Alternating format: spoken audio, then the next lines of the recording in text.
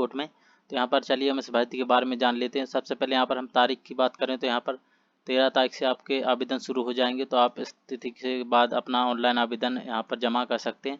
अंतिम तिथि की बात करें तो 28 मई है। यहाँ पर पदों की बात करें तो यहाँ पर कुल 78 पदों पर ये भर्ती होनी है, जो कि सभी जितने भी वर्ग हैं सबके लिए यहाँ पर कुछ ना कुछ पद रखे गए हैं। तो आप यहाँ पर इसकी लिस्ट अच्छे से देख सकते हैं। चलिए सैलरी की बात करें तो यहाँ पर सबसे पहले लेफ्टमैन की सैलरी बताई गई थी, जो कि 5200 से 20,200 रुपये और ग्रेड पे 1900 रुपये रहेगा। यहाँ पर वाहन चालक की सैलरी भी वही रहेगी जो यहाँ पर लेफ्टमैन की है।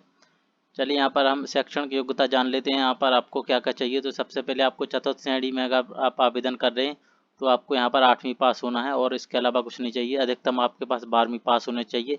इसके अलावा आपके पास ज़्यादा मार्कशीट नहीं होनी चाहिए। लेफ्टमैन की बात करें तो यहाँ पर आपको न्यूनतम 10वीं पास होना चाहिए।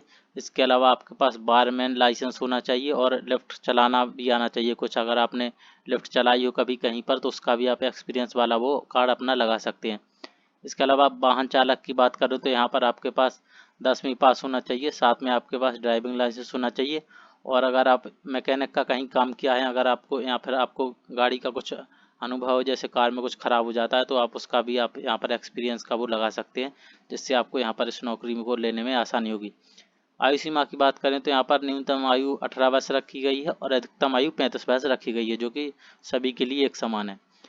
और यहाँ पर हम आयु सीमा में छूट की बात करें तो आपको यहाँ पर अधिकतम 3 साल की छूट दी जाएगी। जितने भी वर्ग हैं सबके लिए एक समान है, 3 साल से ज़्यादा किसी को छूट नहीं मिलेगी। चलिए हम अब यहाँ पर आवेदन शुल्क जान लेते हैं। यहाँ पर देख लीजिए, जो भी जनरल वाले हैं उनके लिए यहाँ पर 200 रुपये आवेदन शुल्क रखा गया है और बाकी सब जो भी हैं उनके लिए 100 रुपये रखा गया है। तो आप इस फीस को जमा करके अपना आवेदन कर सकते हैं।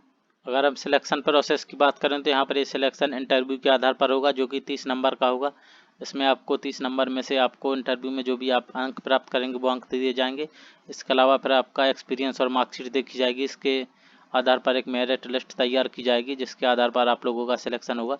तो अगर आप इसमें आवेदन करना चाहते हो तो नीचे मैंने इसका लिंक दिया है, आप यहाँ पर नीचे लिंक पे जाकर इसका ये नोटिफिकेशन भी डाउनलोड कर सकते हैं और आवेदन भी कर सकते हैं। तो 13 तारीख के बाद आवेदन कर सकते हैं। इससे पहले आप इस नोटिफिकेशन को अच्छे से देख लीजिए और जो भी डॉक्यूमेंट चाहिए वो भी तैयार कर लीजिए। नीचे मैंने डिस्क्रिप्शन में आपको लिंक दे रखी है।